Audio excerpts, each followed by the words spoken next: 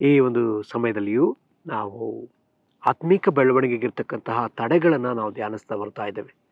ಕಳೆದ ವಾರದಲ್ಲಿ ನಾವು ಆತ್ಮಿಕ ಬೆಳವಣಿಗೆಗಿರ್ತಕ್ಕಂಥ ಒಂದು ತಡೆ ನಮ್ಮಲ್ಲಿರ್ತಕ್ಕಂಥ ಅಶಿಸ್ತು ಅಥವಾ ಕ್ರಮವಾಗಿ ಇಲ್ಲದೆ ಇರತಕ್ಕಂತಹ ಒಂದು ಜೀವನ, ನಾವು ಅದನ್ನು ಕಳೆದ ವಾರದಲ್ಲಿ ನಾವು ಧ್ಯಾನಿಸ್ತಾ ಬಂದಿದ್ದೇವೆ.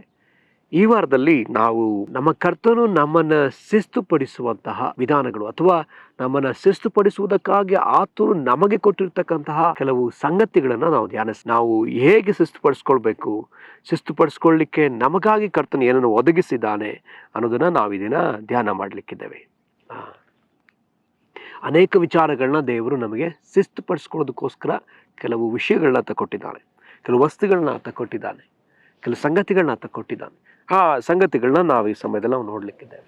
ಮೊದಲನೇದಾಗಿ ನಾವು ಶಿಸ್ತುಪಡಿಸ್ಕೊಳ್ಳಿಕ್ಕಿರ್ತಕ್ಕಂತಹ ಒಂದು ವಿಷಯ ಯಾವುದರಿಂದ ಅಂತ ಅನ್ನೋದಾದರೆ ಸತ್ಯವೇದದಿಂದ. ದೇವರು ನಮಗೆ ಈ ದೇವರ ವಾಕ್ಯವನ್ನು ಓದುವುದ್ರ ಮೂಲಕ ನಮ್ಮನ್ನು ಶಿಸ್ತುಪಡಿಸ್ಕೊಳ್ಳೋದಕ್ಕೆ ಆತ ಇದನ್ನು ಕೊಟ್ಟಿದ್ದಾನೆ. ಎರಡನೇದಾಗಿ ಪ್ರಾರ್ಥನೆ. ಮೂರನೇದಾಗಿ ನಾವು ಶಿಸ್ತುಪಡಿಸಿಕೊಳ್ಳುವಂಥದ್ದು ಉಪವಾಸ ಮತ್ತು ಆರಾಧನೆ ಮತ್ತು ನಾವು ಇನ್ನೊಬ್ಬರಿಗೆ ತೋರಿಸುವಂತಹ ಒಂದು ಕಾಳಜಿಯ ಸೇವೆ. ಮತ್ತು ಆರನೇದಾಗಿ ನಾವು ನೋಡೋದಾದರೆ ನಮ್ಮ ವೈಯಕ್ತಿಕವಾದಂತಹ ಒಂದು ಜೀವನ, ಏಕಾಂತವಾದ ಜೀವನ. ಏಳನೆಯದಾಗಿ ನಮ್ಮಲ್ಲಿ ಇರ್ತಕ್ಕಂತಹ ಆ ಒಂದು ವಿವೇಚನೆ, ಡಿಸರ್ನ್ಮೆಂಟ್ ಎಂಬುದಾಗಿರುತ್ತೆ. ಸೊ ಈ 7 ವಿಚಾರಗಳ ಮೂಲಕವಾಗಿ ದೇವರು ನಮ್ಮನ್ನು ಶಿಸ್ತುಪಡಿಸಬೇಕಂತ ಇದ್ದಾನೆ. ಸೊ 7 ವಿಷಯಗಳನ್ನು ಕೂಡ ನಾವು ಸ್ವಲ್ಪ ಹಾಗೆ ವಿವರವಾಗಿ ನಾವು ಧ್ಯಾನಿಸಲಿಕ್ಕಿದ್ದೇವೆ. ಮೊದಲನೇದಾಗಿ ನಮಗೆ ದೇವರು ಏನು ಮಾಡಿದ್ದಾನೆ ಅಂದರೆ ತನ್ನ ವಾಕ್ಯಗಳನ್ನ ಆತನು ಕೊಟ್ಟಿದ್ದಾನೆ. ತನ್ನ ವಾಕ್ಯಗಳ ಮೂಲಕ, ವಚನಗಳ ಮೂಲಕ ನಾವು ನಮ್ಮನ್ನು ಶಿಸ್ತುಪಡಿಸ್ಕೊಳ್ಳಿಕ್ಕಿದ್ದೇವೆ. ಈ 2026ರಲ್ಲಿ ನಮ್ಮಲ್ಲಿ ಶಿಸ್ತಿಲ್ಲದೆ ಇದ್ರೆ ನಾವು ಚಿಂತಿಸುವುದು ಬೇಡ. ಆತನ ವಾಕ್ಯಗಳನ್ನ ಓದುವುದರ ಮೂಲಕ, ಆತನ ವಾಕ್ಯಗಳನ್ನು ನಾವು ಧ್ಯಾನಿಸುವುದರ ಮೂಲಕ ನಾವು ನಮ್ಮನ್ನು ಶಿಸ್ತುಪಡಿಸಿಕೊಳ್ಳಿಕ್ಕೆ ಸಾಧ್ಯ. ಯೇಸುಸ್ವಾಮಿ ಲೋಕದಲ್ಲಿದ್ದಾಗ ಅವರು ಪ್ರತಿ ದಿವಸ ದೇವರ ವಾಕ್ಯಗಳನ್ನ ಓದ್ತಿದ್ರು. ಅವರಿಗೆ ವಾಕ್ಯ ಬಾಯಿಪಾಠವಾಗಿತ್ತು. ಮತ್ತು ಅಪೊಸ್ತಲರು ದೇವರ ವಾಕ್ಯಗಳನ್ನ ಅವರು ಓದ್ತಾ ಇದ್ರು, ಧ್ಯಾನಿಸ್ತಾ ಇದ್ರು. ಯೇಸು ಹೇಳಿದೆಲ್ಲ ಮಾತುಗಳನ್ನ ಅವರು ಧ್ಯಾನಿಸ್ತಾ ಇದ್ರು. ಪೇತ್ರ ಬಾಯಿ ತೆರೆದ ಕೂಡಲೇ ಆತ ಕೀರ್ತನೆಯ ವಾಕ್ಯಗಳನ್ನೇ ಮಾತಾಡುವುದನ್ನು ನಾವು ನೋಡ್ತೇವೆ. ಅವರೊಳಗಡೆ ವಾಕ್ಯ ತುಂಬಿಸಲ್ಪಟ್ಟಿತ್ತು. ಅಷ್ಟು ಮಟ್ಟಿಗೆ ಯೇಸು ಅವರನ್ನ ವಾಕ್ಯಗಳಿಂದ ಶಿಸ್ತುಪಡಿಸಿದ್ರು. ವಾಕ್ಯವನ್ನು ಹೇಳಿ ಹೇಳಿ ಹೇಳಿ ಶಿಸ್ತುಪಡಿಸಿದ್ದನ್ನು ನಾವು ನೋಡ್ತೀವಿ. ದೇವರು ಸಹ ಮೋಶೆಗೆ ಈ ವಾಕ್ಯಗಳ ಕುರಿತಾಗ ಅನೇಕ ಆಜ್ಞೆಗಳನ್ನ ಕೊಟ್ಟಿದ್ದಾರೆ. ಈ ವಾಕ್ಯನ ನೀನು ಹೇಳ್ಕೊಡ್ಬೇಕು, ಈ ವಾಕ್ಯನ ಬರೆದು ಕೊಡಬೇಕು, ಅರಸರುಗಳಿಗೆ ಇದನ್ನು ಬರೆದು ಕೊಡಬೇಕು. ಸೊ ಅದರಲ್ಲಿ ಒಂದು ವಾಕ್ಯವನ್ನು ನಾವು ತೆಗೆದುಕೊಳ್ಳೋಣ. ಧರ್ಮೋಪದೇಶ ಕಂಡ ಅಧ್ಯಾಯ 9-13, 31ನೇ ಅಧ್ಯಾಯ 9-13. ಮೋಶೆ ಧರ್ಮಶಾಸ್ತ್ರವನ್ನು ಬರೆದು ಯೆಹೋವನ ಆಜ್ಞಾಶಾಸನಗಳ ಮಂಜೂಷವನ್ನು ಓರುವ ಲೇವಿಯರಾದ ಯಾಜಕರ ಮತ್ತು ಹಿರಿಯರ ವಶಕ್ಕೆ ಕೊಟ್ಟು ಅವರಿಗೆ ಪ್ರತಿ 7 ವರ್ಷಗಳು ಪೂರ್ತಿಯಾದಾಗ ಬಿಡುಗಡೆಯ ಸಂವತ್ಸರದ ನೇಮಕ ಕಾಲದಲ್ಲಿ, ಅಂದರೆ ಪರ್ಣಶಾಲೆಗಳ ಜಾತ್ರೆಯಲ್ಲಿ, ನಿಮ್ಮ ದೇವರಾದ ಯೆಹೋವನು ಆದುಕೊಂಡ ಸ್ಥಳದಲ್ಲಿ ಇಸ್ರಾಯೇಲ್ಯರೆಲ್ಲರೂ ಆತನ ಸನ್ನಿಧಿಗೆ ಕೂಡಿ ಬಂದಾಗ ನೀವು ಅವರೆಲ್ಲರಿಗೂ ಕೇಳಿಸುವಂತೆ ಈ ಧರ್ಮಶಾಸ್ತ್ರವನ್ನು ಅವರ ಮುಂದೆ ಓದಬೇಕು. ಜನರೆಲ್ಲರೂ ಈ ಧರ್ಮಶಾಸ್ತ್ರವನ್ನು ಕೇಳಿ ತಿಳಿದುಕೊಳ್ಳುವಂತೆ ಸ್ತ್ರೀ ಪುರುಷರನ್ನು ಮಕ್ಕಳನ್ನು ನಿಮ್ಮ ಊರುಗಳಲ್ಲಿರುವ ಅನ್ಯರನ್ನು ಕೂಡಿಸಬೇಕು. ಆಗ ಅವರು ತಮ್ಮ ದೇವರಾದ ಯೆಹೋವನಲ್ಲಿ ಭಯಭಕ್ತಿಯುಳ್ಳವರಾಗಿ ಈ ಧರ್ಮಶಾಸ್ತ್ರದ ನಿಯಮಗಳನ್ನು ಅನುಸರಿಸಿ ನಡೆಯುವರು. ಆಗ ಅವರು ಧರ್ಮಶಾಸ್ತ್ರ ಅನುಸರಿಸಿ ನಡೀತಾರಂತೆ. ಯಾವಾಗ? ಅವರೆಲ್ಲರನ್ನ ಕರೆಸಿ ಅವರಿಗೆ ಕೇಳಿಸುವಂತೆ ಓದುವಾಗ. ಮೋಶೆಯ ಸಮಯದಲ್ಲಿ ಧರ್ಮಶಾಸ್ತ್ರ ಎಲ್ಲರ ಕೈಯಲ್ಲಿ ಇರಲಿಲ್ಲ. ಚರ್ಮದ ಸುರುಳಿಗಳಲ್ಲಿ ಅದನ್ನು ಬರೆದು ಇಡ್ತಿದ್ರು. ಅದು ಮೋಶೆ ಅದನ್ನು ಬರೆದು 12 ಕುಲಗಳಿಗೆ ಅದನ್ನು ಒಂದೊಂದು ಕುಲಗಳಿಗೆ ಒಂದು ಧರ್ಮಶಾಸ್ತ್ರ ಎಂಬುದಾಗಿ. ಒಂದು ಕುಲದಲ್ಲಿ ಎಷ್ಟೋ ಸಾವಿರ ಜನರು ಇದ್ದಾರೆ. ಹಾಗೆ ಅವರೆಲ್ಲರೂ ಕೂಡ ಅವ್ರೇನು ಮಾಡಬೇಕು? ಸಭಾಮಂದಿರಗಳಲ್ಲಿ ಬಂದು ಅದನ್ನು ಓದಿಸಿಕೊಳ್ಬೇಕು. ಅವರ ಒಂದು ಸಮುದಾಯದ ಒಂದು ಸ್ಥಳದಲ್ಲಿ ಬಂದು ಅವರೆಲ್ಲರೂ ಕೇಳಿಸಿಕೊಳ್ಬೇಕು.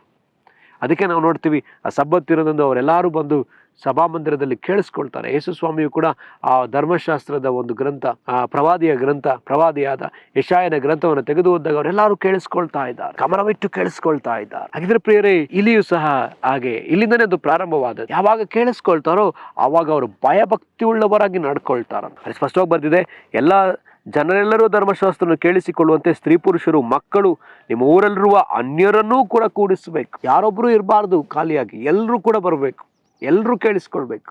ಯಾಕೆ ಕೇಳಿಸ್ಕೊಳ್ಬೇಕು? ಕಾರಣ ಈ ಧರ್ಮಶಾಸ್ತ್ರದ ವಾಕ್ಯಗಳೇ ಅವರನ್ನು ಶಿಸ್ತುಪಡಿಸ್ತದೆ.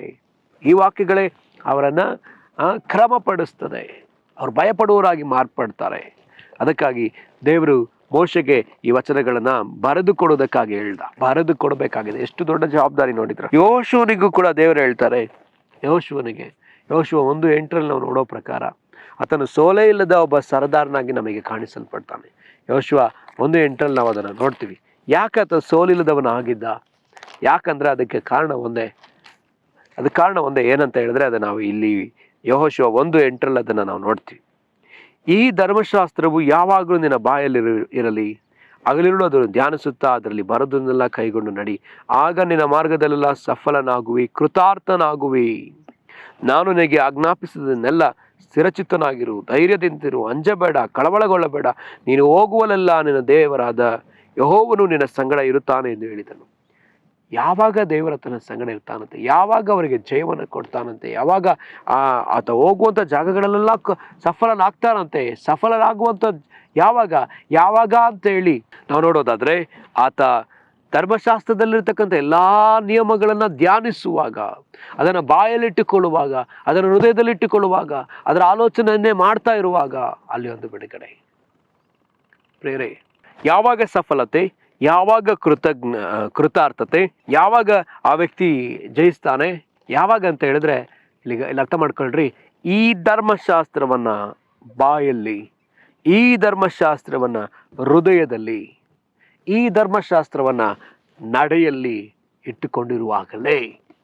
ಇಟ್ಟುಕೊಂಡಿರುವಾಗ ನಾವು ಧನ್ಯರಾಗುತ್ತೇವೆ ಎಂಬುದಾಗಿ ಯಾಕೋಬನ ಪತ್ರಿಕೆಯಲ್ಲಿ ಸಹ ನಾವು ನೋಡ್ತೀವಿ. 1ನೇ ಅಧ್ಯಾಯದ 25ನೇ ವಚನ ಅನ್ಸುತ್ತೆ, ಅಲ್ಲಿ ಬರೆಯಲ್ಪಟ್ಟಿದೆ, ಈ ಬಿಡುಗಡೆನುಂಟು ಮಾಡುವ ಸರ್ವೋತ್ತಮ ಧರ್ಮ ಪ್ರಮಾಣವನ್ನ ಹಗಲಿರುಳು ಧ್ಯಾನಿಸ್ತಾ ಇರೋದಾದ್ರೆ, ಧ್ಯಾನಿಸಿ ಅದನ್ನೇ ಗಮನವಿಟ್ಟು ನೋಡೋದಾದ್ರೆ, ಲಕ್ಷ್ಯವಿಟ್ಟು ನೋಡೋದಾದ್ರೆ, ಅದನ್ನು ಮರೆತು ಬಿಡದೆ ತನ್ನ ನಡೆಯಿಂದ ಆತ ಧನ್ಯನಾಗುವನು ಎಂಬುದಾಗಿ ಬರೆಯಲ್ಪಟ್ಟದೆ.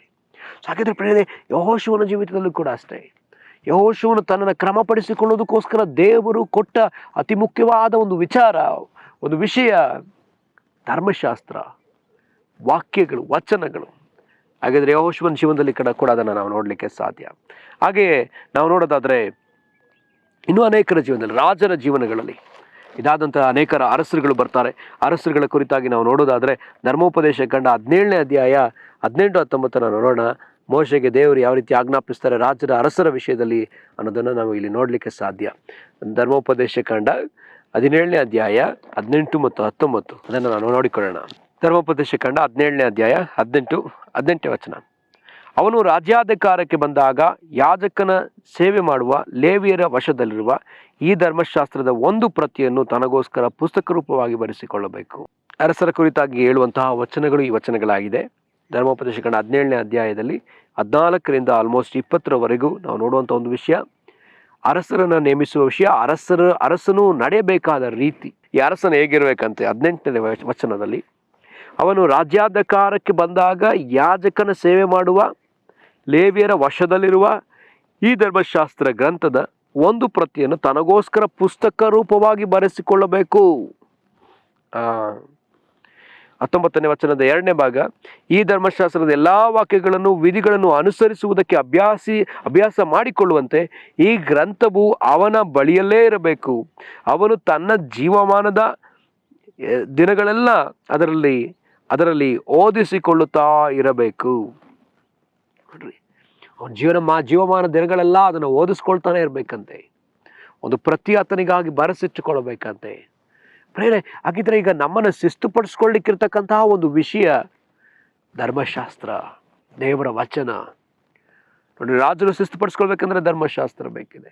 ಮೋಶೆಗೆ ಧರ್ಮಶಾಸ್ತ್ರದ ಅವಶ್ಯಕತೆ ಇತ್ತು, ಯೆಹೋಶುವನಿಗೆ ಧರ್ಮಶಾಸ್ತ್ರದ ಅವಶ್ಯಕತೆ ಇತ್ತು. ಈಗ ಇಲ್ಲಿಯೂ ಕೂಡ. ಮತ್ತು ಅದಲ್ಲದೆ ಇನ್ನೂ ಕೆಲವು ವಾಕ್ಯಗಳನ್ನ ನಾವು ನೋಡ್ಲಿಕ್ಕಿದ್ದೇವೆ. ಅದು ಮಾತ್ರ ಅಲ್ಲ, ಕೀರ್ತನೆಗಾರನಾದ ದಾವಿದನು ಕೂಡ ಆತ ಹೇಳ್ತಾನೆ, ಕೀರ್ತನೆ 1ನೇ ಅಧ್ಯಾಯದ 1ನೇ ವಚನ. ಅದನ್ನು ಕೀರ್ತನೆಗಳಲ್ಲಿ 1ನೇ ಅಧ್ಯಾಯ ಅದರಲ್ಲಿ ನಾವು ನೋಡೋದಾದ್ರೆ 2ನೇ ವಚನದಿಂದ ನಾವು ನೋಡ್ತೀವಿ. ಯೆಹೋವನ ಧರ್ಮಶಾಸ್ತ್ರದಲ್ಲಿ ಆನಂದ ಪಡುವವನಾಗಿ ಅದನ್ನೇ ಹಗಲಿರುಳು ಧ್ಯಾನಿಸುತ್ತಿರುವನೋ ಅವನು ಎಷ್ಟೋ ಧನ್ಯನು. ಅವನು ನೀರಿನ ಕಾಲುವೆಗಳ ಬಳಿಯಲ್ಲಿ ಬೆಳೆದಿರುವ ಮರದ ಹಾಗಿರುವನು. ಅಂತ ಮರವು ತಕ್ಕ ಕಾಲದಲ್ಲಿ ಫಲ ಕೊಡುತ್ತದಲ್ಲ, ಅದರ ಎಲೆ ಬಾಡುವುದೇ ಇಲ್ಲ, ಅದರಂತೆ ಅವನ ಕಾರ್ಯವೆಲ್ಲವೂ ಸಫಲವಾಗುವವು. ಸ್ಪಷ್ಟವಾಗಿ ಬರೆದು ದೇವರು ಕೊಟ್ಟಿದ್ದಾರೆ. ದಾವಿದನು ಸಹ ನಾವು ನೋಡೋದಾದ್ರೆ ಆತ ಸೋಲಿಲ್ಲದ ಒಂದು ಸರದಾರ, ಸೋಲದೆ ಆತನು ಜಯಿಸುತ್ತಲೇ ಇದ್ದ. ಕಾರಣವೇನು? ಆತನ ಧರ್ಮಶಾಸ್ತ್ರವನ್ನು ಹಗಲಿರುಳು ಧ್ಯಾನಿಸ್ತಾ ಇದ್ದ. ಆತನು ಬತ್ಷೆಬ ಆಕೆ ಜೊತೆ ಸೇರಿ ಪಾಪ ಮಾಡಿದ ನಂತರದಲ್ಲಿ ತಿರುಗಿ ಪಾಪವನ್ನೇ ಮಾಡಲಿಲ್ಲ ಎಂಬುದಾಗಿ ನಾವು ನೋಡ್ತೀವಿ. ಕಾರಣವೇನು? ಆತ ತಿರುಗಿ ಪಾಪ ಮಾಡದೇ ಇರುವುದಕ್ಕೆ ಕಾರಣವೇನು? ಕಾರಣ ಧರ್ಮಶಾಸ್ತ್ರವನ್ನು ಧ್ಯಾನಿಸುವವನಾಗಿದ್ದ. ಹಗಲೂ ಇರುಳು ಆತನು ಅದನ್ನು ಧ್ಯಾನಿಸುವವನಾಗಿದ್ದರಿಂದಲೇ ಆತನು ಪಾಪವನ್ನು ಮಾಡದೆ ಇರೋದಕ್ಕೆ ಕಾರಣವಾಯಿತು. ಪ್ರೇರೆ, ನಾವು ಆತ್ಮಿಕವಾಗಿ ಬೆಳೆಯಲಿಕ್ಕೆ ಈ ವರ್ಷದಲ್ಲಿ ನಮಗೆ ಅಧಿಕವಾಗಿ ನಾವು ಸಮಯ ಕಳಿಬೇಕಾಗಿರೋದು ಇದರೊಂದಿಗೆಯೇ. ನಮಗೆ ಹಣಬಲವಿರಬಹುದು, ನಮಗೆ ಜನಬಲ ಇರಬಹುದು, ನಮಗೆ ಪದವಿ ಬಲ ಇರಬಹುದು, ನಮಗೆ ಇನ್ಫ್ಲೂಯೆನ್ಸ್ಗಳು ಇರ್ಬೋದು. ಯಾವ ಬಲವಿದ್ದರೂ ಕೂಡ ನಮಗೆ ಆತ್ಮಿಕ ಬಲವಿಲ್ಲದೆ ಹೋದರೆ ಅದು ಯಾವ ಪ್ರಯೋಜನಕ್ಕೂ ಬರುವುದಿಲ್ಲ. ನಾವು ಕರ್ತನ ಸಮ್ಮುಖದಲ್ಲಿ ಕುಳಿತು ಸತ್ಯವೇದವನ್ನು ಧ್ಯಾನಿಸ್ತೀವಲ್ಲ, ಅದು ನಮಗೆ ಸಹಾಯ ಮಾಡುವಷ್ಟು ನಮಗಿರುವ ಹಣ, ನಮಗಿರುವ ಪದವಿ, ನಮಗಿರುವ ಇನ್ಫ್ಲೂಯೆನ್ಸ್, ನಮಗಿರ್ತಕ್ಕಂಥ ಯಾವುದೇ ರೀತಿಯಾದ ಪ್ರಖ್ಯಾತಿ ಆಗಿರ್ಬೋದು, ಯಾವ ಸಂಗತಿ ಆಗಿರ್ಬೋದು, ಆಸ್ತಿ ಆಗಿರ್ಬೋದು, ಯಾವುದಾಗಿದ್ರೂ ಸಹ ಅದು ಯಾವುದಕ್ಕೂ ಬರೋದಿಲ್ಲ. ಪ್ರಿಯರೇ, ಚೆನ್ನಾಗಿ ಅರ್ಥ ಮಾಡ್ಕೊಳ್ರಿ, ಅದು ಯಾವುದಕ್ಕೂ ಬರುವುದಿಲ್ಲ. ಇದನ್ನೇ ಪೌಲನು ತಿಮೋತಿಯನಿಗೆ ಹೇಳ್ತಾನೆ. 1 ತಿಮೋತಿ 6ನೇ ಅಧ್ಯಾಯದ 6ನೇ ವಚನ ಹೀಗೆ ಹೇಳ್ತದೆ: ಸಂತುಷ್ಟಿ ಸಹಿತವಾದ ಭಕ್ತಿ ದೊಡ್ಡ ಲಾಭವೇ ಸರಿ. ನಾವಂತೂ ಲೋಕದೊಳಗೆ ಏನು ತೆಗೆದುಕೊಂಡು ಬರಲಿಲ್ಲ, ಏನು ತೆಗೆದುಕೊಂಡು ಹೋಗ್ಲಿಲ್ಲ. ನಮಗೆ ಅನ್ನ ವಸ್ತ್ರಗಳಿದ್ದರೆ ಸಾಕು. ಹಾಗಿದ್ರೆ ಅಧಿಕವಾಗಿ ನಾವು ಲಾಭ ಮಾಡಬೇಕಾದದ್ದು ಭಕ್ತಿಯನ್ನೇ. ನಾವು ನಮ್ಮನ್ನು ಕ್ರಮಪಡಿಸ್ಕೊಳ್ತಾ, ಆತನಿಗೆ ಮೆಚ್ಚುಗೆಯಾಗಿ ನಡ್ಕೊಳ್ತಾ, ಆತನಿಗೆ ಇಷ್ಟಪಡುವ ವ್ಯಕ್ತಿಗಳಾಗಿ ನಾವು ಇರುವುದು, ಅದು ಆತನಿಗೆ ಇಷ್ಟವಾದದ್ದು. ನಾವು ಮಾಡಬೇಕು, ನಮ್ಮನ್ನು ಕ್ರಮಪಡಿಸ್ಕೊಳ್ಬೇಕು. ಕ್ರಮಪಡಿಸ್ಕೊಳ್ಳೋಕ್ಕಿರುವಂಥ ಅತಿ ಮುಖ್ಯವಾದ ಸಾಧನ ದೇವರು ನಮ್ಮ ಕೈಯಲ್ಲೇ ಕೊಟ್ಟಿದ್ದಾನೆ. ನಿನ್ನನ್ನೇ ಕ್ರಮಪಡಿಸ್ಕೊ ಅಂತ ಹೇಳಲಿಲ್ಲ, ಇಲ್ಲ, ಆತ ಕೊಟ್ಟಿದ್ದಾನೆ. ಏನು ಕೊಟ್ಟಿದ್ದಾನೆ? ಧರ್ಮಶಾಸ್ತ್ರವನ್ನು ಕೊಟ್ಟಿದ್ದಾನೆ. ಪ್ರತಿ ಪ್ರಾಡಕ್ಟ್ಗಳನ್ನ ಉಂಟು ಮಾಡಿದ ಮೇಲೆ, ಅಥವಾ ಏನಂತ ಹೇಳ್ತಾರೆ, ಅದನ್ನು ಮ್ಯಾನುಫ್ಯಾಕ್ಚರ್ ಮಾಡಿದ ಮೇಲೆ ಆ ಮ್ಯಾನುಫ್ಯಾಕ್ಚರರ್ ಆ ಒಂದು ಪ್ರಾಡಕ್ಟ್ನ ಜೊತೆಯಲ್ಲಿ ಒಂದು ಮ್ಯಾನ್ಯುಯಲ್ನ ಕೊಡ್ತಾರೆ. ಆ ಮ್ಯಾನ್ಯುಯಲಲ್ಲಿ ಇದೇ ರೀತಿಯಲ್ಲಿ ಉಪಯೋಗಿಸ್ಬೇಕು ನೀವು. ಇದೇ ಕ್ರಮ, ಇದೇ ಆರ್ಡರ್, ಈ ಆರ್ಡರ್ನಲ್ಲೇ ನೀವು ಯೂಸ್ ಮಾಡಬೇಕು. ಇಲ್ದಿದ್ರೆ ಇದು ಕೆಟ್ಟೋಗ್ತದೆ. ಹಾಗಿದ್ರೆ ದೇವರು ನಮ್ಮನ್ನು ಕ್ರಮವಾಗಿ ನಾವು ಇಟ್ಕೊಳ್ಳೋದಕ್ಕೋಸ್ಕರ, ನಮ್ಮ ಜೀವನ ಕ್ರಮವಾಗಿ ಇರಬೇಕಂತ ಹೇಳಿದ್ರೆ ನಮಗೆ ಈ ಧರ್ಮಶಾಸ್ತ್ರದ ಅವಶ್ಯಕತೆ ಅದೇ. ಒಂದು ಮಗುವಾಗಿ ಹೇಗೆ ಜೀವಿಸಬೇಕು, ಒಬ್ಬ ಹುಡುಗನಾಗಿ ಹೇಗೆ ಜೀವಿಸಬೇಕು, ಒಬ್ಬ ಯವನಸ್ಥನಾಗಿ ಜೀವಿಸಬೇಕು, ಒಬ್ಬ ಪ್ರಾಯಾವಸ್ಥೆಯಲ್ಲಿರ್ತಕ್ಕಂಥವನು, ವೃದ್ಧಾವಸ್ಥೆಯಲ್ಲಿರ್ತಕ್ಕಂಥವನು, ತಂದೆಯಾವಸ್ಥೆಯಲ್ಲಿರ್ತಕ್ಕಂಥವನು, ಒಬ್ಬ ಯವನ ಸ್ತ್ರೀ ಆಕೆ ಹೇಗೆ ಜೀವಿಸಬೇಕು, ವೃದ್ಧ ಸ್ತ್ರೀ ಹೇಗೆ ಜೀವಿಸಬೇಕು, ಸತ್ಯವೇದದಲ್ಲಿ ಅದೆಲ್ಲದಕ್ಕೂ ಬರೆದು ಕೊಟ್ಟದೆ. ಒಬ್ಬ ಸಭಾಪಾಲಕ ಹೇಗೆ ಜೀವಿಸಬೇಕು, ಒಬ್ಬ ರಾಜ ಹೇಗೆ ಜೀವಿಸಬೇಕು, ಒಬ್ಬ ಅಧಿಕಾರಿ ಹೇಗೆ ಜೀವಿಸಬೇಕು, ಒಬ್ಬ ಕೃಷಿಕ ವ್ಯವಸಾಯಿ ಯಾವ ರೀತಿಯಲ್ಲಿ ವ್ಯವಸಾಯವನ್ನು ಮಾಡಬೇಕು, ಎಲ್ಲಕ್ಕೂ ನಮಗೆ ಸತ್ಯವೇದ ಉತ್ತರವನ್ನು ಕೊಡ್ತದೆ. ಎಲ್ಲಕ್ಕೂ ಬೇಕಾದಂತಹ ಜ್ಞಾನವನ್ನು ಕೊಡುವಂತಹ ಒಂದು ಸತ್ಯವೇದವಾಗಿದೆ. Sir Isaac Newton, Thomas Alva Edison, Charles Babbage, ಇನ್ನು ಅನೇಕ ಕ್ರೈಸ್ತ ವಿಜ್ಞಾನಿಗಳು ಅಧಿಕವಾಗಿ ಸತ್ಯವೇದವನ್ನೇ ಓದುವವರಾಗಿದ್ದಾರೆ. ನಮಗೆ ತಿಳಿದಿರಲಿ, ಥಾಮಸ್ ಆಲ್ವಾ ಎಡಿಸನ್ ಓದಿದ್ದು 3ನೇ ತರಗತಿ ಅಷ್ಟೇ. ಅವರು ಅಧಿಕವಾಗಿ ಓದ್ತಿದ್ದು ಸತ್ಯವೇದವನ್ನೇ. ಪ್ರಾರ್ಥನೆ, ಅವರ ತಾಯಿ ಅವ್ರಿಗೆ ಹೇಳ್ಕೊಟ್ಟಿದ್ದು ಇಷ್ಟೇ: ಪ್ರಾರ್ಥನೆ, ಸತ್ಯವೇದ, ಪ್ರಾರ್ಥನೆ, ಸತ್ಯವೇದ, ಪ್ರಾರ್ಥನೆ, ಸತ್ಯವೇದ. ಅವರ ಜೀವನದುದ್ದಕ್ಕೂ ಪ್ರಾರ್ಥನೆ, ಸತ್ಯವೇದ, ಇದನ್ನೇ ಮಾಡಿದ್ರು. ಇದನ್ನು ಮಾಡಿದ್ರಿಂದ ಅವರು ಕಂಡು ಹಿಡಿದ ಸಂಗತಿಗಳು ಸಾವಿರ ವಿಷಯಗಳನ್ನ ಅವರು ಕಂಡುಹಿಡಿದಿದ್ದಾರೆ. ಇವತ್ತು ಒಂದು ಬಲ್ಪ್ ಹೊಸದಾಗಿ ಕಂಡುಹಿಡಿಯಲ್ಪಟ್ಟರೆ ಆ ಕಂಡುಹಿಡಿಯಲ್ಪಟ್ಟಂಥ ಆ ವಿಷಯದ ಮೂಲಕವಾಗಿ ಆ ಒಂದು ಥಾಮಸ್ ಆಲ್ವಾ ಎಡಿಸನ್ ಕುಟುಂಬಕ್ಕೆ ಕ್ರೆಡಿಟ್ ಹೋಗಲೇಬೇಕು. ಬೇರೆ ಹಾಗಿದ್ರೆ ಇಲ್ಲಿ ಅರ್ಥ ಮಾಡಿಕೊಳ್ಳೋಣವಾ, ನಮಗೆ ಈ ಸತ್ಯವೇದ ಎಷ್ಟು ಮುಖ್ಯವಾದದ್ದು, ನಮ್ಮನ್ನು ಕ್ರಮಪಡಿಸುವಂಥದ್ದಿದೆ. 160 ಕೊಲೆಗಳನ್ನ ಮಾಡಿದಂಥ ಒಬ್ಬ ಕೊಲೆಗಾರ, ಕ್ರೂರವಾಗಿ ಕೊಲೆ ಮಾಡ್ತಿದ್ದಂಥ ವಿಕೃತ ಮನಸ್ಸುಳ್ಳಂತಹ ಒಬ್ಬ ಕೊಲೆಗಾರ, ಆತನ ಬಳಿಗೆ ಯಾರು ಹೋಗ್ಲಿಕ್ಕೂ ಎದುರ್ತಾರೆ, ಎಲ್ಲರನ್ನ ಕೊಂದು ಬಿಡ್ತಾನೆ, ಎಲ್ಲರನ್ನ ಸಾಯಿಸ್ತಾನೆ. ಆದರೆ ಆತನ ಬಳಿಗೆ ಒಬ್ಬ ಮಿಷನರಿ ಹೋಗ್ತಾರೆ. ಮಿಷನರಿ ಹೋದಾಗ ಅಲ್ಲಿ ಆ ಮಿಷನರಿಯ ಬೈಬಲ್ನೊಟ್ಟಿಗೆ ಹೋಗ್ತಾರೆ, ಆತನಿಗೆ ಬೈಬಲ್ನ ಕೊಡ್ತಾರೆ. ಪ್ರಾರ್ಥನೆ ಪೂರ್ವಕವಾಗಿ ಹೋಗಿ ಆತನಿಗೆ ಬೈಬಲ್ನ ಕೊಡ್ತಾರೆ. ಆ ಬೈಬಲ್ ಆ ಕ್ರೂರವಾದಂತಹ ವ್ಯಕ್ತಿಯನ್ನ ಮಾರ್ಪಡಿಸಿ ಈ ದಿವಸ ಆ ವ್ಯಕ್ತಿ ಇದೇ ಪ್ರಪಂಚದಲ್ಲಿ ದೊಡ್ಡ ಸಭೆಯ ಸಭಾಪಾಲಕನಾಗಿದ್ದಾನೆ. ಈ ದಿವಸ ಕೂಡ ಬೈಬಲ್ ಅನೇಕ ಕುಡುಕರನ್ನ, ಅನೇಕ ಟೆರರಿಸ್ಟ್ಗಳನ್ನ, ಅನೇಕ ರೌಡೀಸ್ಗಳನ್ನ, ಅನೇಕ ವ್ಯಭಿಚಾರಿಗಳನ್ನ ಬದಲಾಯಿಸಿದೆ. ಹಾಗಿದ್ರೆ ಪ್ರೇರೆ, ಇದು ನಮ್ಮನ್ನು ಶಿಸ್ತು ಪಡಿಸುವಂಥದ್ದು, ನಮ್ಮನ್ನು ಕ್ರಮ ಪಡಿಸುವಂಥದ್ದು. ಸಭೆಯಲ್ಲಿರ್ತಕ್ಕಂಥ ಸಹೋದರನೇ, ಸಹೋದರಿಗೆ, ನೀನು ಕ್ರಮ ಪಡಬೇಕೆಂದು ಕರ್ತನು ಬಯಸುವಾತನಾಗಿದ್ದಾನೆ. ಅದಕ್ಕಾಗಿ ಸತ್ಯವೇನ ನೀನು ಯಾವಾಗಲೂ ನಿನ್ನ ಕೈಯಲ್ಲಿ ಹಿಡಿದು ಓದುವುದಕ್ಕಾಗಿ, ಧ್ಯಾನಿಸುವುದಕ್ಕಾಗಿ ಆತನು ಬಯಸ್ತಾನೆ. ನಾವು ಇದನ್ನು ಓದಬೇಕಂತೆ ಅದನ್ನೇ ವಾಕ್ಯ ಹೇಳ್ತದೆ. ರೋಮಪುರ 15ನೇ ಅಧ್ಯಾಯದ 3ನೇ ವಚನ, ಆ ವಚನವನ್ನು ತೆಗೆದುಕೊಳ್ಳೋಣ. ಅಲ್ಲಿ ಹೀಗೆ ಬರೆಯಲ್ಪಟ್ಟದೆ, ರೋಮಪುರ 15ನೇ ಅಧ್ಯಾಯ 3ನೇ ವಚನ.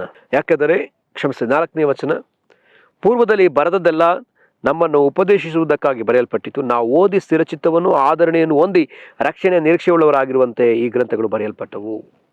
ಹಾಗಿದ್ರೆ ಇದು ಯಾಕೆ ಬರೆಯಲ್ಪಡ್ತು? ನಾವು ಆದರಣೆ ಹೊಂದೋದಕ್ಕೋಸ್ಕರ, ಸ್ಥಿರಚಿತ್ತವನ್ನು ಹೊಂದೋದಕ್ಕೋಸ್ಕರ. ಸ್ಥಿರಚಿತ್ತ, ಒಂದು ಕಾನ್ಸ್ಟೆಂಟ್ ಮೈಂಡ್ ನಮ್ಮಲ್ಲಿ ಇರೋದಕ್ಕೋಸ್ಕರ. ಇಂಗ್ಲೀಷ್ನಲ್ಲಿ ತುಂಬ ಚೆನ್ನಾಗಿದೆ, ಇಂಗ್ಲೀಷ್ನಲ್ಲಿ ಓದೋಣ.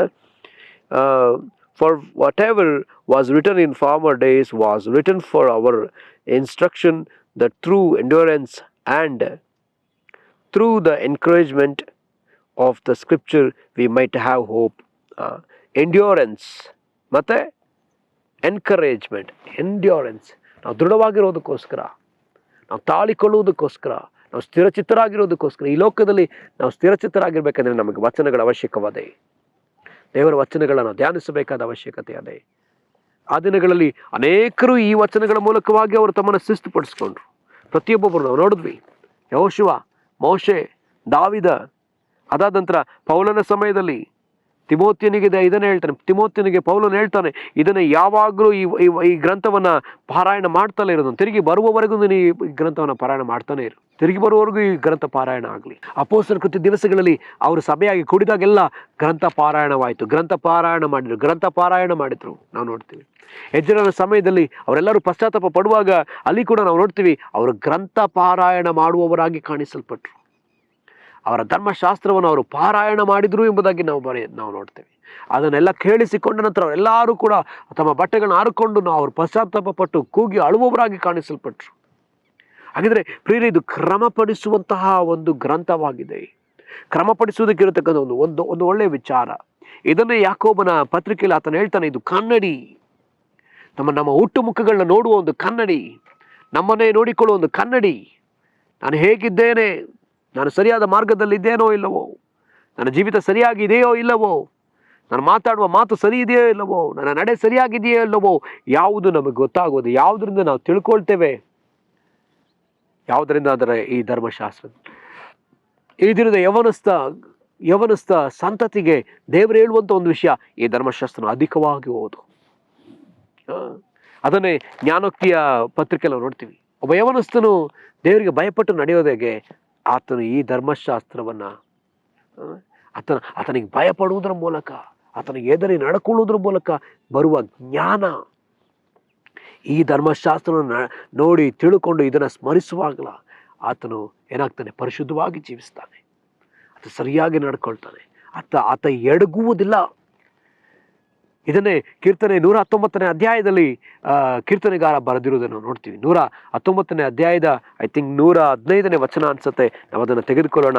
ಕೀರ್ತನೆ 119ನೇ ಅಧ್ಯಾಯ 105ನೇ ವಚನ. ನಿನ್ನ ವಾಕ್ಯವು ನನ್ನ ಕಾಲಿಗೆ ದೀಪವು, ನನ್ನ ದಾರಿಗೆ ಬೆಳಕು ಆಗಿದೆ. ನೋಡ್ರಿ, ವಾಕ್ಯದ ಒಂದು ಮಹಿಮೆನ, ವಾಕ್ಯದ ಒಂದು ರಿಚ್ನೆಸ್ ಅನ್ನ ನೀವು ಅರ್ಥ ಮಾಡ್ಕೊಳ್ಬೇಕಂತ ಹೇಳಿದ್ರೆ 119ನೇ ಕೀರ್ತನೆಯನ್ನು ಓದ್ರಿ. ಅಲ್ಲಿ ಕೀರ್ತನೆಗಾರ ತುಂಬಾ ಸುಂದರವಾಗಿ ವಾಕ್ಯವನ್ನು ವರ್ಣಿಸಿದ್ದಾನೆ. ವಾಕ್ಯದ ಪ್ರೇಮಿಯಂತೆ, ವಾಕ್ಯವನ್ನ ಪ್ರೀತಿಸುವ ಪ್ರಿಯನಂತೆ ಆ ವಾಕ್ಯವನ್ನು ಆತ ವರ್ಣಿಸಿದೆ. ಪ್ರತಿ ವಚನಗಳು ಕೂಡ ವಾಕ್ಯವನ್ನು ವರ್ಣಿಸಿ ವರ್ಣಿಸಿ ವರ್ಣಿಸಿ ಆತ ಬರೆದಿದ್ದಾನೆ. ಇದೇನು ಜೇನುತುಪ್ಪಕ್ಕಿಂತಲೂ ಸಿಹಿಯಾದದು.